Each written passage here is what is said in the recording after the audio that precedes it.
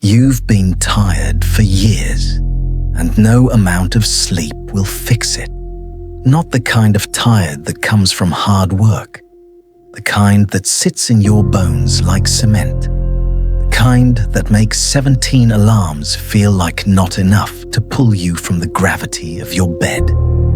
Not because you're lazy, because waking up means proving yourself again, for your job, for your relationships, for your right to take up space. This exhaustion doesn't live in your muscles, it lives in your marrow, in the spaces between your thoughts, in the pause before you construct today's version of acceptable. You could sleep for a year and wake up just as depleted, because this isn't about rest. It's about the cost of living as a cycle in a world that only believes in lines. Every morning, the same proof begins. The emails that demand immediate response, the meetings about meetings, the constant evidence of productivity transmitted into the void. You're not creating anymore. You're just generating evidence that you exist.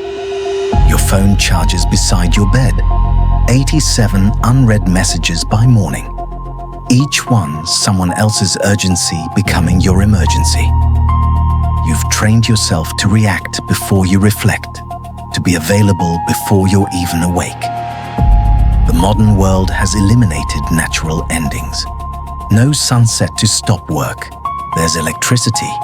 No seasons to enforce rest. There's climate control. No distance to create boundaries. There's internet. You live in perpetual availability, perpetual growth season, perpetual harvest. The technology that was supposed to free you has enslaved you to endless accessibility. The tools that promised more leisure created more labor. The innovations meant to save time have consumed all of it. You're more connected than any generation in history, and more depleted than any generation in history. This isn't coincidence, but nothing in nature grows without dormancy.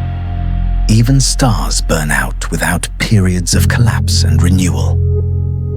Weekends were supposed to be the antidote, but the weekend has become just another container for obligation. Errands crammed into 48 hours. Social events that drain more than restore. The endless catching up, housework, inboxes, unfinished tasks. This is called rest, but it's just depletion in different clothes. Weekends aren't antidotes. They're just shorter stages for the same proving. You're not depleted from what you're doing. You're depleted from what you're maintaining. The illusion of control. The pretense of thriving when you're actually just processing yourself into compliance. Every day requires translation. From what you feel to what's acceptable to express. From what you need to what's reasonable to request. From who you are to who fits. You've become bilingual in a terrible way.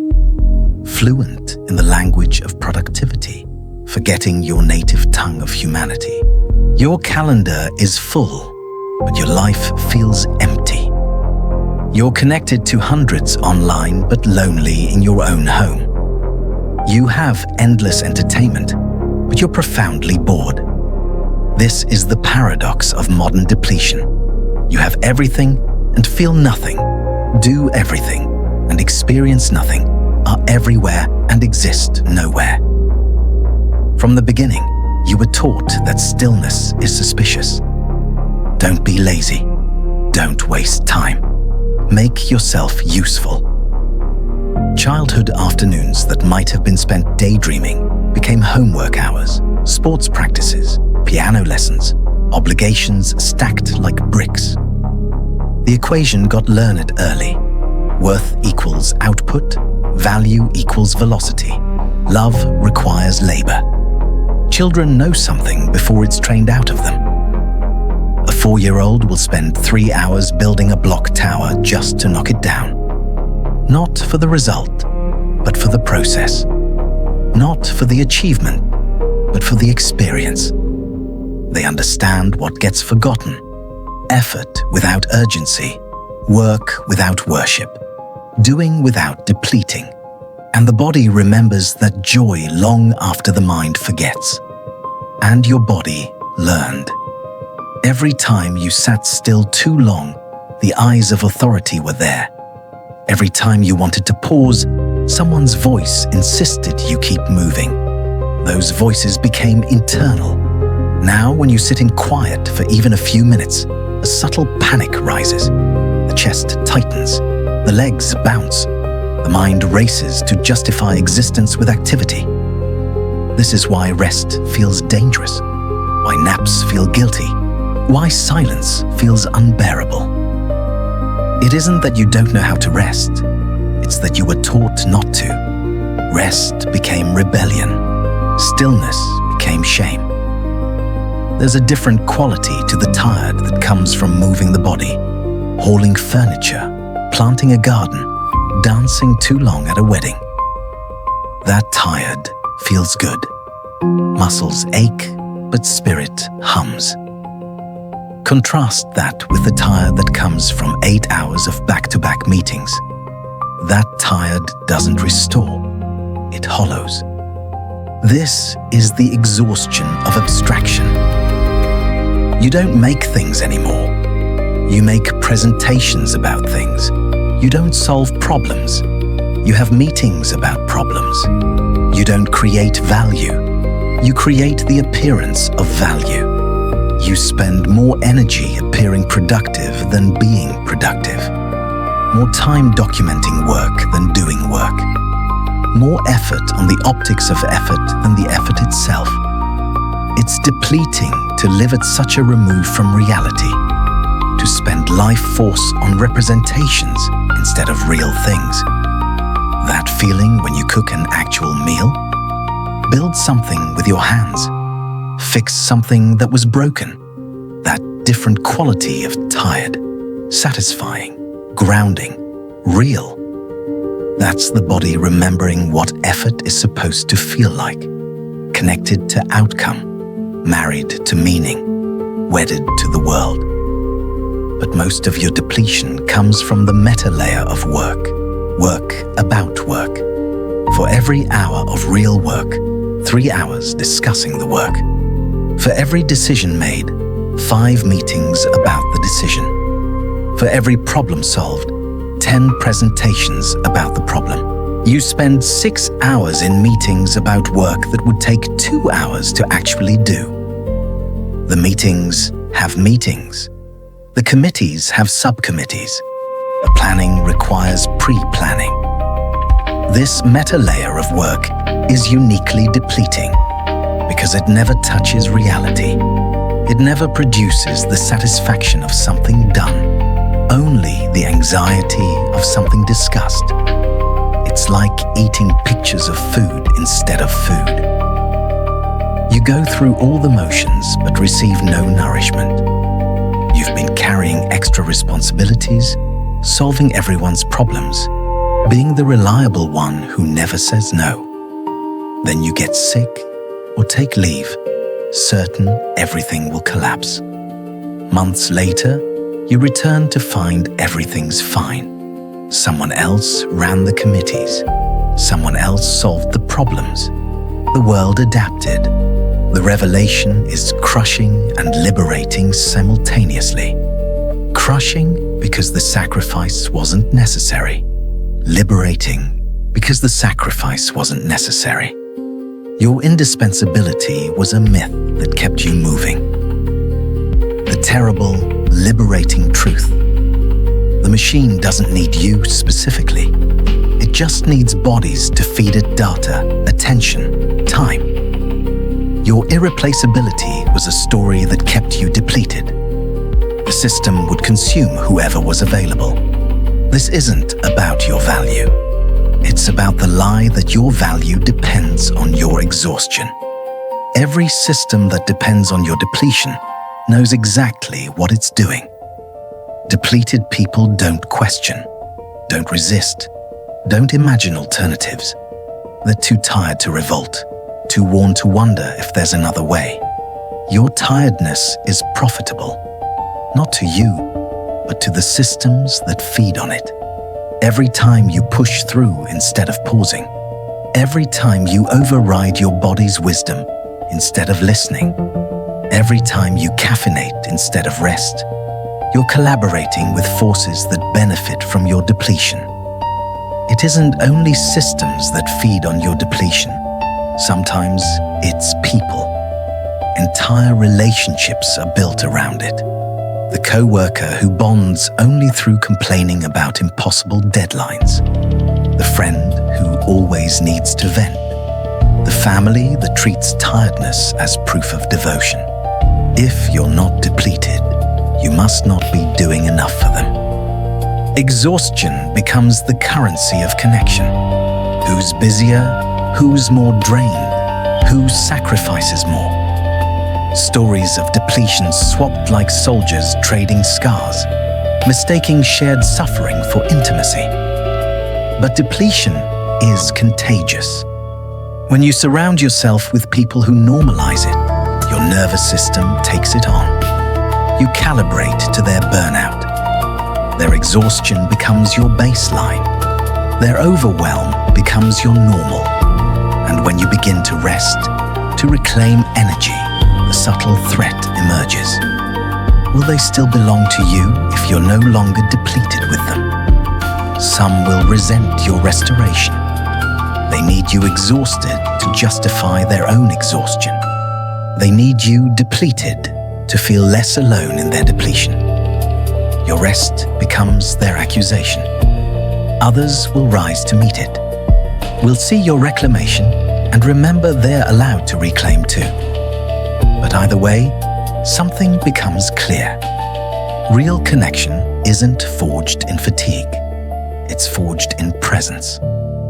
The culture celebrates depletion. I'll sleep when I'm dead. Rise and grind.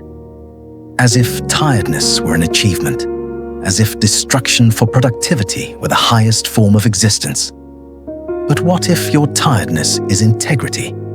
What if your body's refusal to maintain this pace is the sanest response to an insane system? Our ancestors rested without guilt, sat without scrolling, existed without documenting. They knew something we've forgotten, that being alive is already the accomplishment, that presence is already the gift. They worked hard, harder than us in many ways, but their work had edges, boundaries, endings. The field was plowed or it wasn't. The harvest was in or it wasn't. The day ended when darkness fell. The season ended when weather changed. They lived in cycles we've abandoned for the endless line of more. But cycles are how nature sustains itself, how energy renews itself, how life continues without consuming itself. We've traded cycles for lines, rhythms for algorithms, seasons for quarters, and the depletion we feel is our body's revolt against this unnatural geometry. Birds stop foraging at dusk. Wolves return to dens. Even insects pause their buzzing. Nature respects edges, beginnings and endings, effort and ease.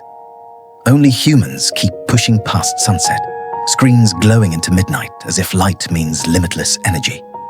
But your nervous system is animal, not machine. It craves the same rhythm. To work in daylight, to rest in darkness, to trust seasons. Forests burn and regrow. Rivers flood and recede. Bears hibernate. Birds migrate. The moon waxes and wanes. Nothing in nature is linear, permanent, or endlessly productive. Only humans decided to override this, to flatten cycles into straight lines, to demand growth without dormancy, to treat constant harvest as possible. When you push through winter instead of resting, when you demand harvest in seasons meant for planting, when you deny yourself ebb and insist only on flow, your body revolts. It remembers what the culture has forgotten, that life isn't supposed to be constant output. Your body is the most natural thing you own. And it knows this way of living is madness. The tiredness isn't malfunction, it's feedback. It's your animal self refusing to pretend it's a machine. That rest isn't a break from the cycle. It is the cycle. There's a loneliness hidden inside this depletion that few people name. Not the loneliness of being alone, but the loneliness of being unseen. Everyone sees the productivity, the reliability, the availability. Few see the cost. They compliment the work ethic while missing the way hands tremble. They admire the dedication while overlooking the hollowness. You've become a ghost haunting your own life, present in body, absent in spirit, going through the motions while something essential has gone missing. The lights are on, but you're not home. You're somewhere else, running calculations, preparing defenses, planning the next proof of your worth. Depletion isolates because it's invisible until collapse. You can't post a picture of it. You can't easily explain it. And when you try, people nod sympathetically, but secretly wonder if you're just not managing well enough. So you stop talking about it, carry it silently. Wear the mask of competence while your inner world frays. That silence is why the tiredness feels endless. Because without witnesses, depletion becomes private shame. But this depletion doesn't mean you're failing. It means you've been carrying too much for too long, mostly alone. Naming it, even once, begins to loosen the spell. The tiredness that never leaves isn't calling for more sleep. It's calling for awakening. Awakening to the violence of permanent productivity. Awakening to the cost of constant optimization. Awakening to the truth that you were never meant to be a machine, no matter how much the world needs you to pretend. Your tiredness is not a problem to be solved. It's a message to be heard. It's your body's protest against an economy that treats you as fuel. It's your soul's refusal to be optimized into oblivion. It's the last honest part of you in a world that rewards dishonesty about limits. The world won't end if you stop, but your world might. The world built on depletion, sustained by proving, measured by output. That world might crumble, and from its ruins, something else might grow. Something that honors cycles. Something that includes rest. Something that recognizes you as human, not hardware. What would it look like to live in cycles again? To have seasons instead of quarters? To have endings instead of deadlines? To have dormancy instead of vacation days you're afraid to use? To let some things lie fallow so other things can grow? This isn't fantasy.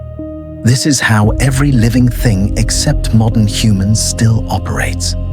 This is how your grandparents operated, and their grandparents before them. The endless line of more is new. The cycle is ancient, and your body still speaks the ancient language, even if your calendar has forgotten it. Your bones know something your mind has forgotten, that stillness is not death, that rest is not weakness, that non-productivity is not non-existence. Your bones remember what it felt like before the endless proving began. There's a kind of energy you've barely tasted, the kind that arrives unforced, the kind that doesn't feel like adrenaline or urgency, but like breathing. It's slower, quieter, but deeper. It doesn't shout, it steadies. It's what shows up after the collapse, after the burnout, after the letting go. It's not the surge you're used to. It's the rise you forgot was possible. And it doesn't come from proving anything. It comes from finally stopping long enough to let your body generate what it's been trying to protect. On the other side of this depletion is something you've forgotten exists. Natural energy. Not the forced energy of caffeine and deadlines, but the organic energy that comes from alignment. The energy that rises with the sun and sets with it. The energy that ebbs and flows like tides. The energy that doesn't need to be generated because it generates itself when you stop depleting it. The resistance to stopping will be immediate, external and internal. Others question the commitment. You question your worth. The anxiety of not producing feels worse than the depletion of constant production. This is withdrawal. You're addicted to your own exhaustion, and breaking that addiction is uncomfortable. But on the other side of that withdrawal is rhythm. The rhythm your body has been crying out for. The rhythm that every living thing except humans still honors. The person you become when you stop depleting yourself isn't lazy, isn't unproductive, isn't worthless. They're just human. Beautifully, inefficiently, cyclically human. Operating not at machine speed, but at soul speed. Producing not content, but presence. Creating not metrics, but meaning. That person is already there, underneath the depletion, has always been there. Waiting not for rest, but for revolution. Not for a break, but for a breaking away. Not for recovery, but for rebellion against the lie that your worth is measured in exhaustion. Your tiredness isn't weakness. It's your body's last honest voice in a world that demands you lie about your limits. What if the exhaustion that never leaves isn't asking you to rest, but to finally stop proving you deserve to exist? If this named what you've been carrying, share it with someone else who's forgotten they're allowed to stop. Subscribe for more recognition of what your body already knows.